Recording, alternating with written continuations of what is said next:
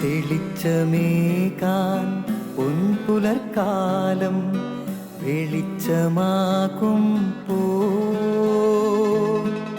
നുറുങ്ങുവെട്ടം പക്ഷിപരാഗം തെളിച്ചു കാട്ടും വരുന്നു ദൈവം മനസ്സിനുള്ളിൽ തിളക്കമേകിടാൻ തരുന്നു ധ്യാന പ്രകാശമാർക്കും വിളക്ക് വയ്ക്കുമ്പോൾ നുറുങ്ങുവെട്ടം ഇറങ്ങിടട്ടെ ഹൃദന്തമെല്ലാം യുഗപ്രകാശത്താൽ മറഞ്ഞിടട്ടെ മാനാന്ധകാരം യുഗപ്രസാദത്താൽ നുറുങ്ങുവെട്ടം.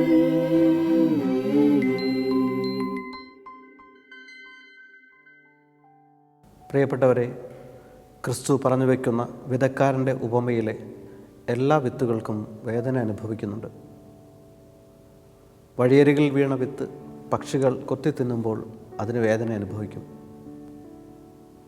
പാറകൾക്കിടയിൽ വീണ വിത്ത് വെയിലേറ്റ് വാടുമ്പോൾ അതിനും വേദനയുണ്ടാവും. മുള്ളുകൾക്കിടയിൽ വീണ വിത്തുകൾ മുള്ളുകൾ കൊണ്ട് ഞെരുക്കപ്പെടുമ്പോഴും വേദനയുണ്ടാവും. ഇനി നല്ല നിലത്ത് വീണ വിത്ത് ഫലം പുറപ്പെടുവിക്കാനായി പൊട്ടി അഴുകുമ്പോഴും അതിനും വേദനയുണ്ട്. ദൈവത്തിന് നമുക്ക് വേണ്ടി വേദന അനുഭവിക്കാൻ മനസ്സുണ്ട് എന്നതിൻ്റെ പ്രതീകമാണ് കുരിശിൽ മരിച്ച ക്രിസ്തു. എന്നാൽ ഇതിനുശേഷം എന്നിൽ അതിന് തക്കതായ ഫലമുളവാകുന്നു എന്ന് മാത്രമാണ് ദൈവം ആഗ്രഹിക്കുന്നത്. യേശു പറഞ്ഞു വെക്കും, ഒരു സ്ത്രീ പ്രസവവേദന അനുഭവിക്കുമ്പോൾ ഒരു കുഞ്ഞ് ജനിക്കുന്നതിലുള്ള സന്തോഷത്താൽ അവൾ ആ വേദന മറന്നുകളയുന്നുവെന്ന്. വചനം, ദൈവം എല്ലാ വേദനയും സഹിക്കും. 30 മേനി 60 മേനി 100 മേനി ഫലം നൽകുന്ന നല്ല നിലമായി എൻ്റെ ഹൃദയം മാറുമെങ്കിൽ ദൈവം എൻ്റെ ഉള്ളിൽ കിടന്ന് വേദന അനുഭവിക്കും, മറ്റുള്ളവർക്ക് നല്ല ഫലം നൽകാനായി. വിശുദ്ധ പൗലോസ്ലീഹ ഇങ്ങനെ പറഞ്ഞു വെക്കും, നിങ്ങളിൽ ക്രിസ്തു രൂപപ്പെടുവോളം ഞാൻ ഈറ്റുനോവ് അനുഭവിക്കുന്നുവെന്ന്.